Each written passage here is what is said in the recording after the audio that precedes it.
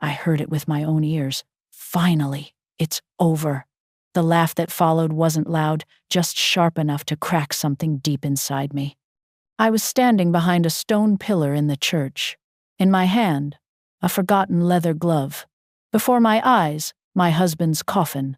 And behind me, the voice of my daughter, Celia, talking to her brother on the phone. She thought I had left for the cemetery. She thought no one was listening. "The main thing is the policy will pay out quickly," she continued. "Ethan can help me with the paperwork tomorrow." There was no grief in her voice, only relief. Relief that the life of my husband, her father, had finally become a financial transaction that could be closed.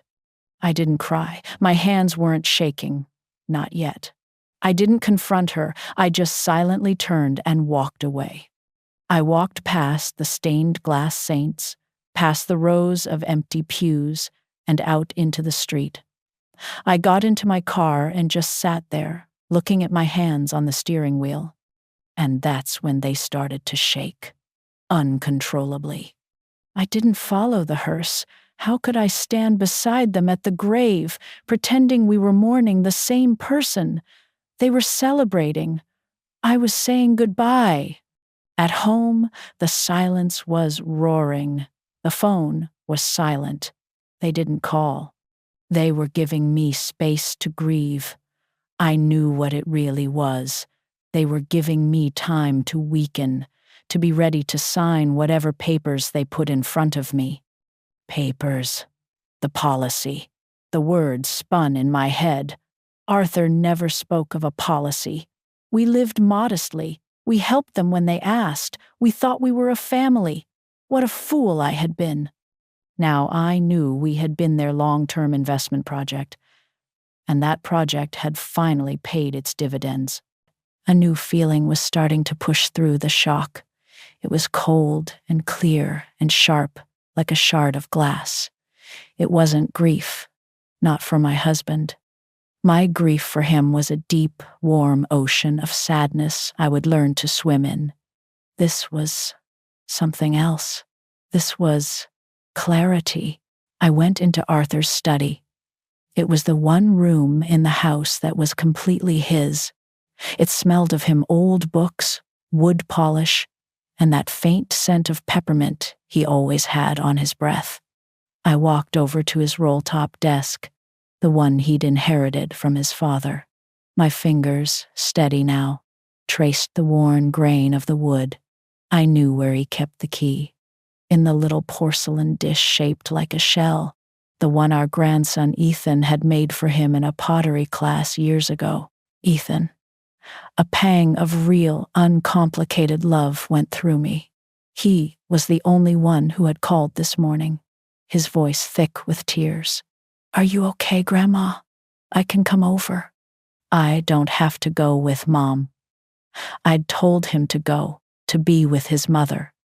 Another mistake. I took the small brass key and unlocked the desk.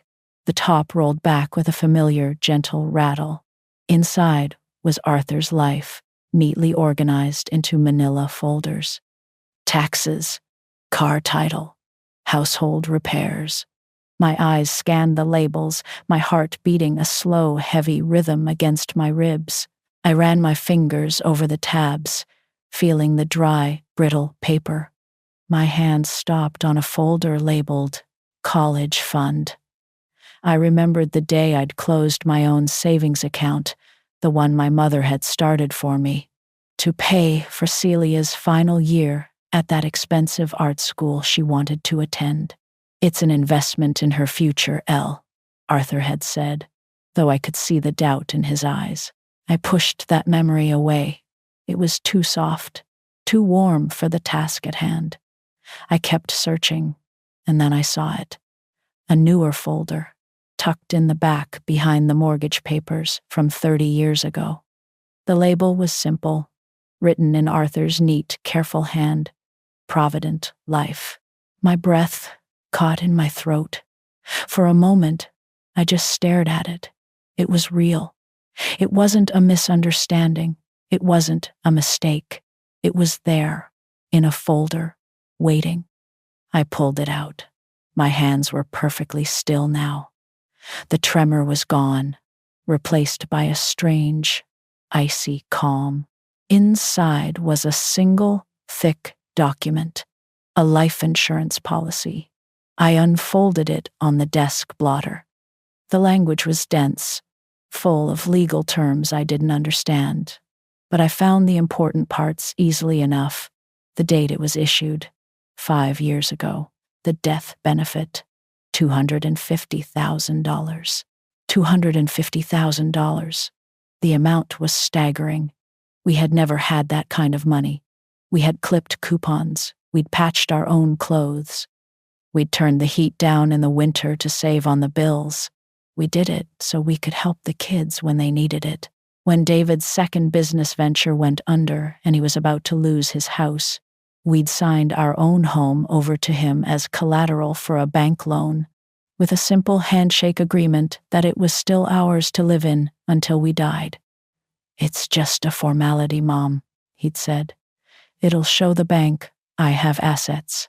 And there, at the bottom of the policy page, was the final piece of the puzzle, the part that made everything fall into place with a sickening click. Beneficiaries. There were 2 names listed: Celia Ann Miller. David Arthur Miller. My name wasn't on it. I sat down in Arthur's worn leather chair. It squeaked under my weight the same way it always did. I read the document again and again. I was looking for a mistake, an addendum, a note, something that said this was all a terrible misunderstanding, but there was nothing. Arthur, my gentle, loving Arthur, had taken out a $250,000 life insurance policy and made our children the sole beneficiaries. He had never mentioned a word of it to me. Why? The question hung in the dusty air of the study. Was he trying to provide for them? Did he know, on some level, what they were? Did he know they would need a payday more than his own wife would need security? Or had they talked him into it? I pictured it. Celia, with her persuasive smile. David, with his look of perpetual wounded anxiety. "It's just for security, Dad. For the grandkids. Finally, it's over." Celia's words came back to me, and this time they came with a new, horrifying meaning. They had known about this. This wasn't a surprise inheritance. This was an expectation. They had been waiting. For 5 years, they had been waiting for their father to die. I leaned my head back against the cool leather of the chair and closed my eyes. The grief I felt for Arthur was still there, but it was now tangled with a sense of betrayal so profound it made me feel dizzy. The 2 people I had brought into this world, the 2 people I had loved more than myself, saw my life with their father not as a marriage but as a countdown. His death wasn't a tragedy. It was a transaction. I sat there for a long time, in the silence and the half-light of the study, the policy resting on my lap. The paper felt heavy, like a tombstone. The phone on the desk remained silent. Their silence was all the confirmation I needed. It was an admission of guilt. Slowly, deliberately, I folded the document back along its original creases. I slid it back into its folder, but I didn't put it back in the desk. I stood up, walked into the living room, and slipped the folder into my purse. It felt like a weapon. Maybe it was. The old Eleanor had died today, in that church, behind that cold stone pillar. I wasn't sure who this new woman was yet, but I knew one thing. She would not be crying, and she would not be silent forever. The game they were playing had rules I was only just beginning to understand, and I was about to change them. I don't know. The night was the hardest. Every creak of the old house sounded like Arthur's footsteps. I kept expecting to hear him clear his throat from his armchair in the living room. I didn't sleep. I just lay there, in our bed, on my side, staring at the empty space beside me. The insurance policy was on the nightstand. I'd taken it out of my purse. I needed to see it, to remind myself that what I'd heard in the church wasn't a dream. The morning light felt thin, watery. I got up and made coffee, just one cup, and the simple act felt like a betrayal. I sat at the kitchen table, the one we'd bought at a flea market right after we were married, and stared out at the bird feeder. Arthur loved watching the finches. I just saw birds. The phone rang around 10. I knew it would. I let it ring 3 times before I picked it up. "Mom? Are you okay?" It was Celia. Her voice was syrupy with a kind of practiced concern, like an actress playing a role. "I'm here, Celia," I said. My voice sounded flat. I didn't recognize it. "Oh, good. I was so worried. You just disappeared yesterday. We waited for you at the cemetery." I took a sip of my coffee. It was lukewarm. I came home. I was tired. Of course, you poor thing. It's all just been so much." There was a pause. I could hear her take a breath, preparing for the real reason she called. "Listen, Mom. No rush, of course. But Ethan was thinking of coming by later today to help you. You know, sort through some of Dad's things, paperwork and all that. Just to get it out of the way so you don't have to deal with it." Paperwork. The word was so clean, so sterile. It wasn't about grief or memory. It was about accounts, policies, payouts.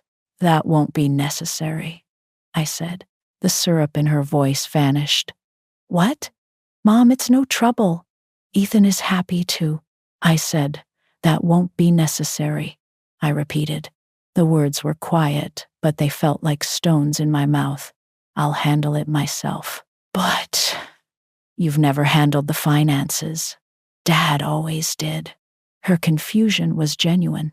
The idea of me taking charge was so foreign to her. It was like I'd just announced I was moving to the moon. "Well, he's not here anymore, is he?" I said. And then I did something the old Eleanor would never have done. I hung up. I didn't say goodbye. I just pressed the button and cut her off. The silence that followed was different. It wasn't empty anymore. It was filled with my own decision. I sat there for another minute, watching a small gray bird peck at the seeds in the feeder. Then I stood up, rinsed my coffee cup, and went to the phone book. Arthur had always made fun of me for keeping it. "Everything's on the internet, Elle," he'd say. But I liked the feel of the thin pages between my fingers. I looked under A for attorney. I didn't know who to call. Then I remembered a name Arthur had mentioned once, years ago, when our neighbor had a dispute over a fence line. "Peterson, a good man," Arthur had said. "Doesn't talk much, but he gets things done." I found the number. My finger traced the listing. Peterson, James M., attorney at law. I picked up the phone again and dialed. My hand wasn't shaking this time. His office was downtown, in one of those old brick buildings with a real elevator, the kind with a sliding metal gate that you have to pull shut yourself. The office itself was quiet. It smelled of floor polish and old paper. The woman at the front desk looked at me with kind, pitying eyes. She probably saw 100 grieving widows a year. Mr. Peterson was a tall, thin man with a fringe of white hair and glasses perched on the end of his nose. He reminded me of a crane, all angles and quiet patience. He led me into his office and gestured to a leather chair that sighed when I sat down. "Mrs. Miller," he said, his voice gentle. I was so sorry to hear about Arthur. He was a good man. "Yes," I said. "He was." He folded his hands on the large wooden desk between us. "How can I help you?" He assumed, I'm sure, that I was there to execute Arthur's will, to begin the orderly process of transferring everything into my name. I reached into my purse and took out the insurance policy. I unfolded it and laid it on his desk, smoothing the creases with the palm of my hand. I said nothing. I just pushed it across the polished wood towards him. He picked it up, his eyebrows raising slightly as he read the first page. He read the whole thing in silence, his expression unreadable. When he got to the last page, the one with the beneficiaries, he paused. He looked up at me over the top of his glasses. "I didn't know about this," I said, my voice steady. "My husband never told me." He nodded slowly, his eyes searching my face. He wasn't just a lawyer. He was a student of people. He was waiting for the story. "Yesterday, at the funeral, I overheard my daughter on the phone with my son," I continued. "She was laughing. She said she was glad it was finally over and that the main thing was this policy would pay out quickly." I watched for a reaction, a flicker of shock, of pity. There was none. He just kept looking at me, his gaze calm and direct. It was exactly what I needed. I didn't need sympathy. I needed an ally. "I see," he said. The words were simple, but they carried the weight of complete understanding. He got it. He got all of it. "I have some savings of my own," I said, leaning forward slightly. "My parents left me a small inheritance years ago, and there is the house. It's complicated. We signed it over to our son as collateral for a loan, a handshake agreement that it was still ours, but my name isn't on the deed anymore." He made a small note on a yellow legal pad. "And your will, Mrs. Miller?" I took a deep breath. It felt like the first clean breath I'd taken in days. "That's why I'm here. I want to change it. I want to rewrite everything." This was it. The moment I had been rehearsing in my head all morning. I want it rewritten so that when I'm gone, my children, Celia and David, receive nothing, not a penny, not a single stick of furniture from the house they grew up in. I leaned in a little closer, my voice dropping to just above a whisper. "I want them to get nothing but a box of old photographs. The ones where they were still smiling sincerely, if you can find any." He didn't flinch. He just held my gaze for a long moment, then gave a single, decisive nod. "We can certainly do that." Relief washed over me so powerfully my shoulders slumped. For the first time since I'd stood behind that pillar, I felt like I wasn't alone. "Here is what we will do," he said, his voice all business now. He was no longer a kind old man offering condolences. He was a general planning a campaign. "First, we will draft a new last will and testament for you. It will be clear, concise, and ironclad. We will state explicitly that your children are to be disinherited. We will name a new beneficiary for your entire estate. Do you have someone in mind?" "My grandson," I said without hesitation. "Ethan, Celia's son. He's a good boy." "Very well," Mr. Peterson said, making another note. "Second, regarding the house, the handshake agreement is problematic, but not insurmountable. We will send a registered letter to your son, David, informing him that you are revoking your permission for him to use the property as collateral. We will state your intention to establish a life estate, legally guaranteeing your right to live there until your death, regardless of who holds the deed. It will complicate his financial situation considerably and force him to address the issue. It will put him on notice. And third," he continued, looking at me intently, "we will review all of your personal assets, bank accounts, savings bonds, anything that might have a named beneficiary. We will change every single one. Today. 3 steps. A new will, a claim on my home, a financial firewall. It wasn't about revenge. It was about order. It was about justice. It was about taking the life I had left and making sure it belonged to me." He prepared the documents with a quiet efficiency that I found deeply soothing. He called in his secretary, the kind-eyed woman from the front desk, to act as a witness. When the time came to sign the new will, he pushed a pen across the desk to me. It was a heavy, black fountain pen. It felt solid and real in my hand. I looked down at the last page. My name was typed at the bottom, waiting. I thought of the hands that had shaken in the car yesterday, the hands of a weak, heartbroken old woman. But the hand holding the pen now was steady.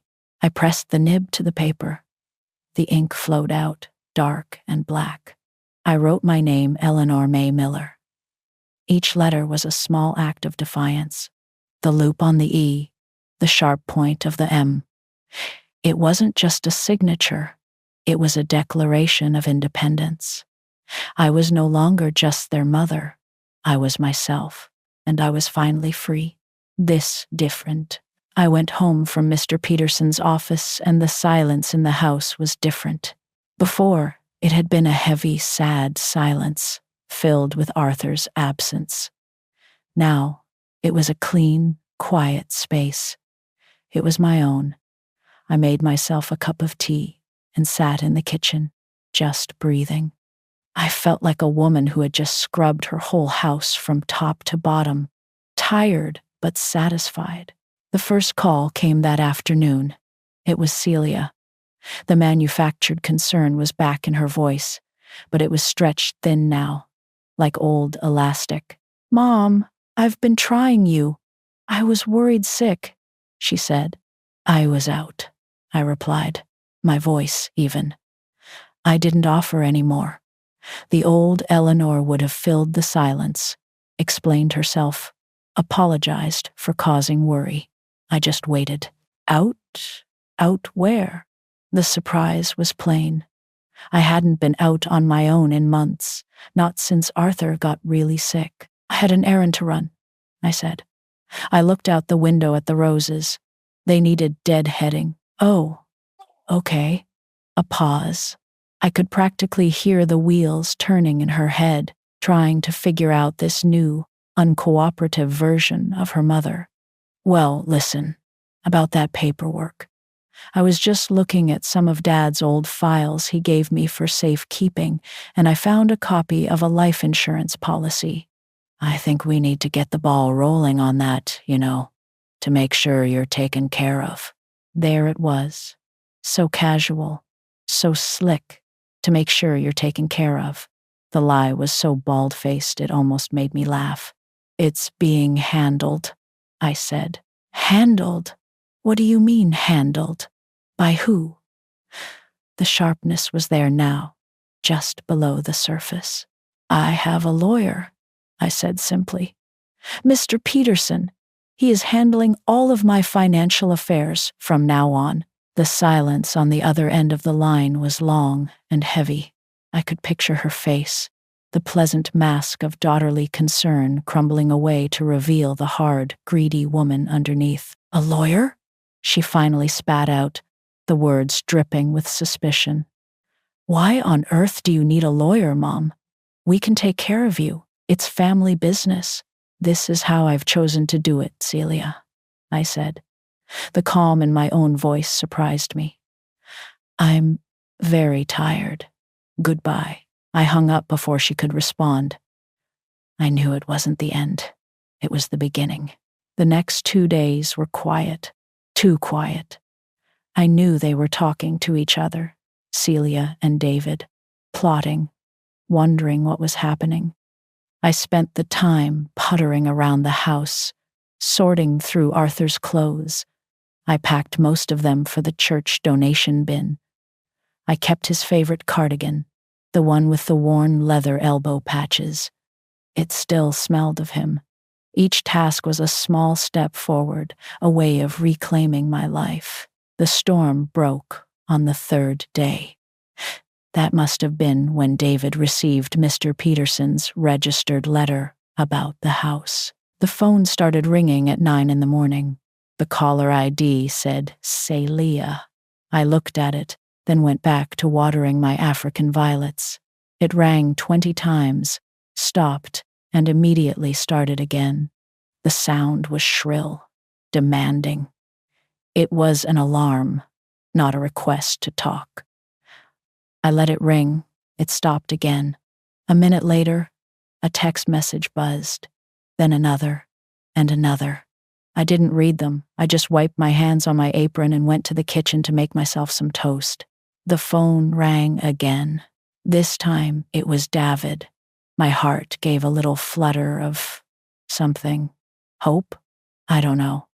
For a second I thought maybe he would be the one to apologize, to explain. He was always the softer one, the follower. I watched the phone, his name glowing on the screen. I thought about all the times he'd called me for help, for money, for a babysitter, for a shoulder to cry on when his wife left him. I let it go, to voicemail. He didn't call back. He left no message. Of course he didn't. He'd done his duty by trying once. Now he could retreat back into the shadows and let his sister fight the battle.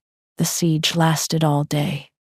Celia called from her cell phone. She called from her work phone.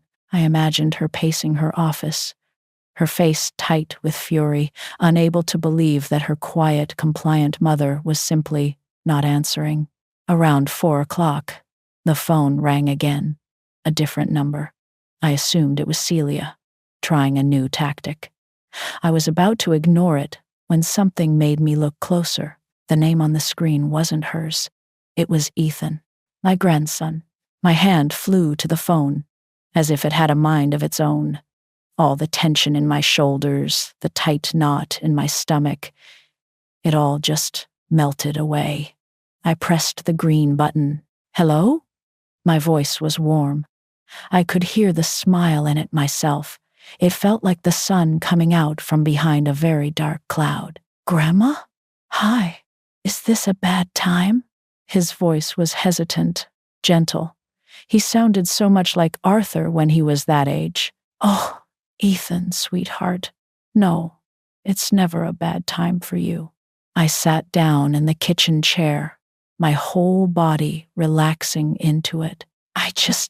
I wanted to see how you were doing, he said. Mom's been, well, she seems a little stressed out. I just wanted to make sure you were okay. He didn't know. Of course he didn't know. She would never tell him the truth. To him, she was just a stressed-out daughter worried about her grieving mother. The decency in him, the simple, honest kindness, was so profound it brought tears to my eyes. I'm doing all right, dear, I said, my voice a little thick. Just taking it one day at a time. How are your classes? And just like that, we were having a normal conversation. He told me about a history paper he was writing, about the leaky faucet in his apartment, about a girl he'd met at the library. He didn't ask about the will. He didn't mention an insurance policy. He didn't talk about paperwork. He just talked to me, his grandmother. He asked me if I was eating properly. He offered to come over on the weekend and mow the lawn. You don't have to do that, honey, I told him. I want to, he said. I know Grandpa liked to keep it neat.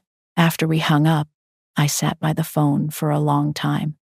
The house was silent again, but the silence was filled with the warmth of his voice. That single 10-minute phone call had validated everything. Every hard decision, every cold word, every unanswered call. I wasn't destroying my family. I was protecting what was left of it. I was protecting him. The phone on the table was no longer an instrument of torment. It was a tool, a filter. It let the good in and kept the bad out.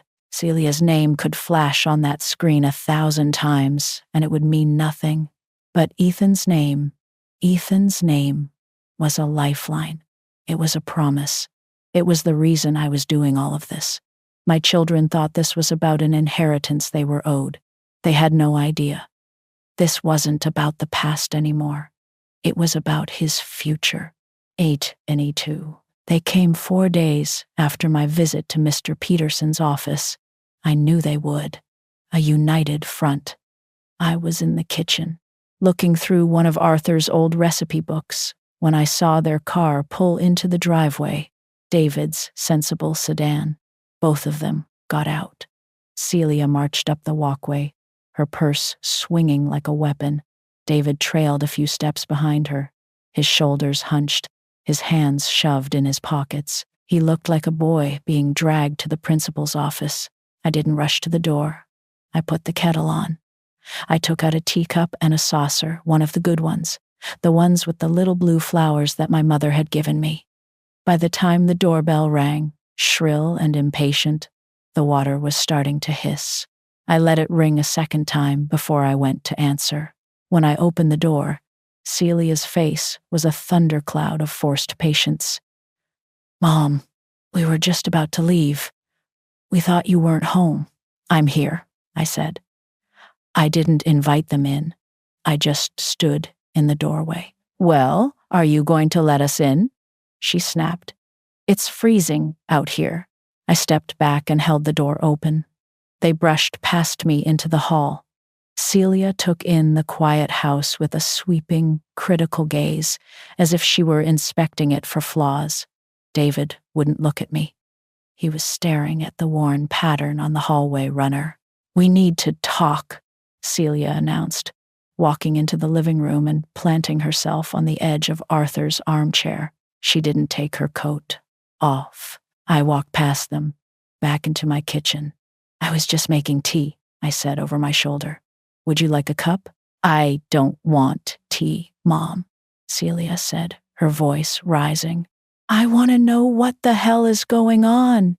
You hire a lawyer? You refuse to answer our calls? David gets a threatening letter about the house? What are you doing?" I poured the hot water over the tea bag in my cup. The steam felt warm on my face. David had followed me into the kitchen and was now leaning against the counter, a silent, miserable statue. "Mom, please," he mumbled, his eyes fixed on the floor. "This isn't like you. You're tearing this family apart. What would Dad think?" I picked up my cup and saucer. The porcelain was warm in my hands. I held it carefully, my fingers steady. I walked back into the living room and sat in my own chair opposite Celia. I took a small, slow sip of my tea. The silence stretched. My calm was driving her insane. I could see a muscle twitching in her jaw. "Is this about money?" she finally burst out, unable to contain it any longer. "Is that it? You think we're after your money? After all we've done for you? All the years we've looked after you and Dad?" I looked at her, really looked at her. Her face was flushed with manufactured indignation. She was playing the role of the wronged daughter, and she almost seemed to believe it herself. "This is not about money," I said. My voice was quiet, but it cut through the tension in the room like a knife. "Then what is it about?" David chimed in from the doorway, his voice cracking with a pathetic attempt at authority. "Why are you doing this to us?" I set my teacup down on the saucer. The small click of ceramic against ceramic was the only sound in the room. It felt final. "It's about your laughter," I said. Celia stared at me, her mouth slightly open. "My what?" "Your laughter," I repeated, my gaze unwavering. I was still at the church, the day of the funeral. I came back inside because I thought I'd left my gloves. I watched their faces as I spoke. I saw the first flicker of understanding and fear in Celia's eyes. David went pale. I stood behind a pillar. I went on, my voice as calm and steady as the teacup in my hands. "And I heard you, Celia. On the phone with David, you were laughing. You said you were glad it was finally over. You said the main thing was that the policy would pay out quickly." I let the words hang in the air. The accusation was bare, stripped of any emotion. It was just the truth. Celia's face, which had been red with anger, was now completely white. The mask was gone. All that was left was the ugly, naked shock of being caught. "And then you talked about the policy. I continued, my eyes moving from her to David, who looked like he was about to be sick. The one for $250,000. The one you both knew about. The one your father, my husband of 52 years, never told me existed.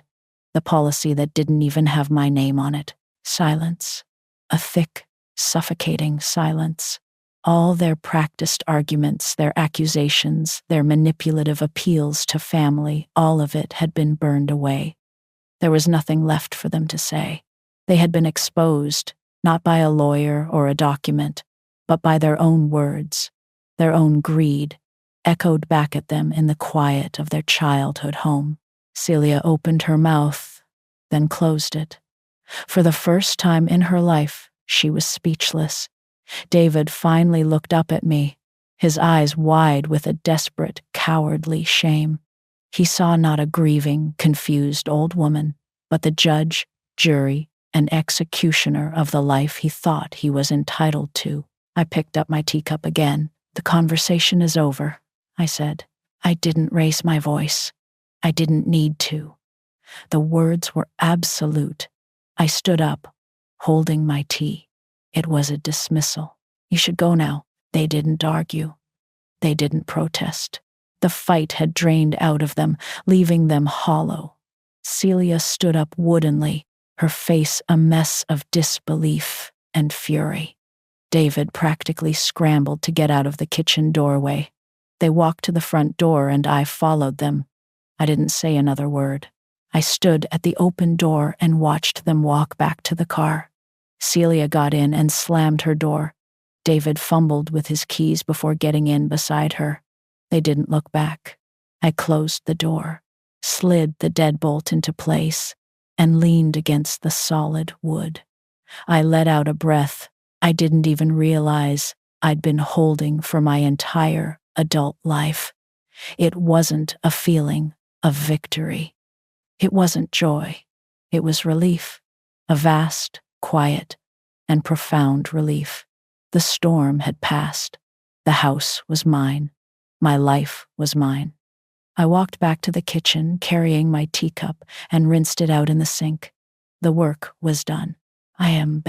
After they left, the silence that settled over the house was the most profound I had ever known. It wasn't the lonely silence of grief or the tense silence of a standoff. It was a deep, quiet peace, like the stillness after a long fever breaks. I walked through the rooms of my home, and for the first time, they felt completely my own. In the days that followed, I didn't hear from them. Not a call, not a text. It was as if a lifetime of toxic, one-sided obligation had been severed with a single, clean cut. They were gone. The space they took up in my head, the constant low-grade anxiety of anticipating their needs and their disappointments, it was all gone. I found myself breathing more deeply. I started sleeping through the night. About a week later, I called Ethan. "Grandma, I was going to call you today," he said, his voice bright and warm. "I was thinking of coming by this weekend. Maybe tackle that overgrown wisteria bush by the garage." "I'd like that very much, dear," I said. "But could you come sooner? Maybe for lunch today? There's something I need to talk to you about."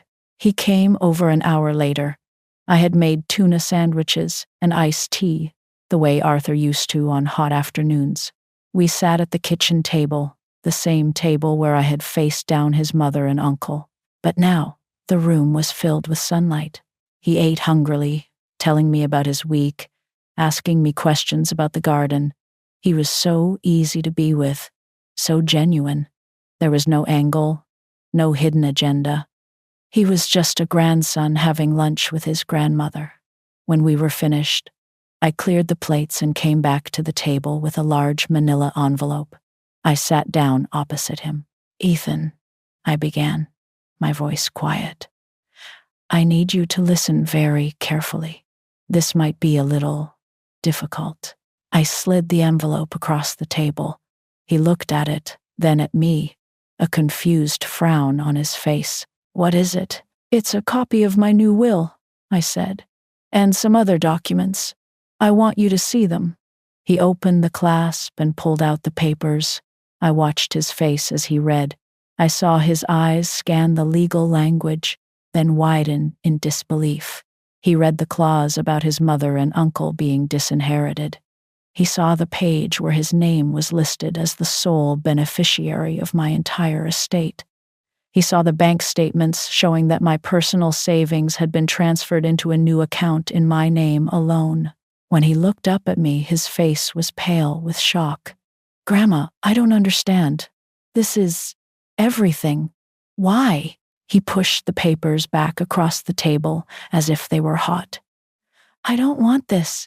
This isn't right." And in that moment, I knew with a certainty that settled into my very bones that I had done the right thing. He didn't see a lottery ticket. He saw a family being broken. "I know it's not," I said gently. "But the family you're thinking of, Ethan, it hasn't existed for a very long time. I just didn't realize it until your grandfather died." I told him everything.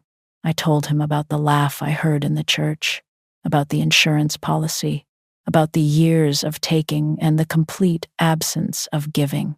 I told him about the house being signed over to David, and the phone calls, and the final, ugly confrontation.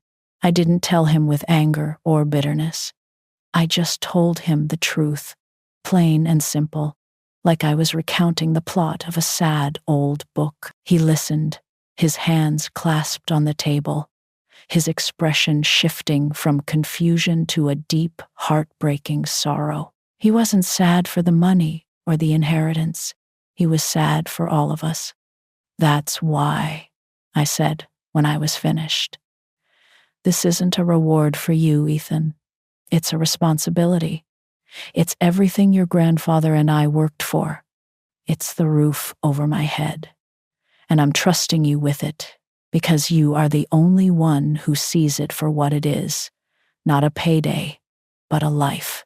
He was silent for a long time, just staring at the papers. "What do you want me to do?"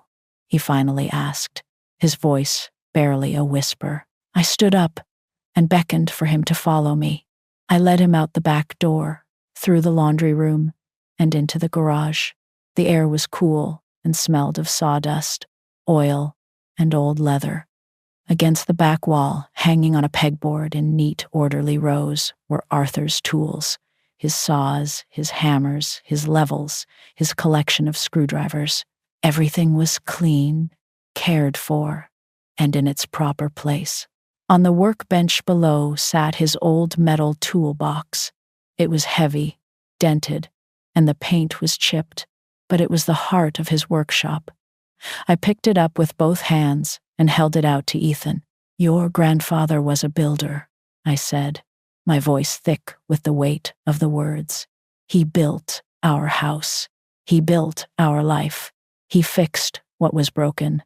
That is your inheritance." Ethan looked from the toolbox to my face, and his eyes filled with tears. He took the box from me. His young, strong hands closed around the worn metal handle. "Don't destroy," I said softly. "Build." He just nodded, unable to speak.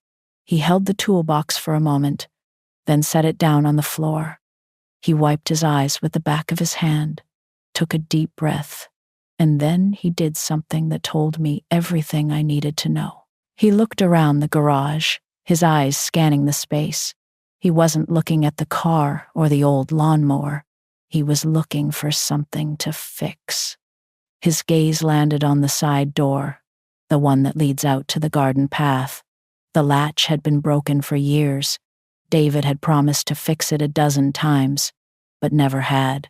Without a word, Ethan walked over to the pegboard, selected a Phillips head screwdriver and a small wrench, and went to the door. I stood in the doorway to the house and watched him. He knelt, examining the broken mechanism.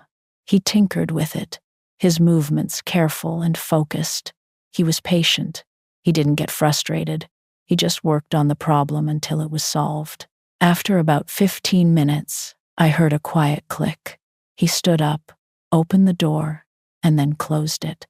It shut perfectly, the latch catching with a small, satisfying sound. He turned to me and gave me a small, sad smile. I smiled back. The tears were gone from my eyes. All I felt was a profound, quiet peace. Arthur's legacy was safe. It wasn't in a bank account or in the deed to a house. It was standing right here in the garage, holding a screwdriver, having just fixed a broken door. It was in good hands. The time, days, that was months ago. The winter came and went, a quiet, clean season of frost on the windows and the smell of soup on the stove. And now, the spring has come. The garden is waking up. I'm sitting out on the back porch, in the old wicker chair that creaks just so. I have a glass of iced tea beside me, and the sun is warm on my hands. From here, I can see the whole backyard. It looks different now. There's a new structure in the corner where Arthur's old, dilapidated shed used to be. It's a greenhouse, a small one, made of cedar and glass, and the light catches on the panes in the most beautiful way.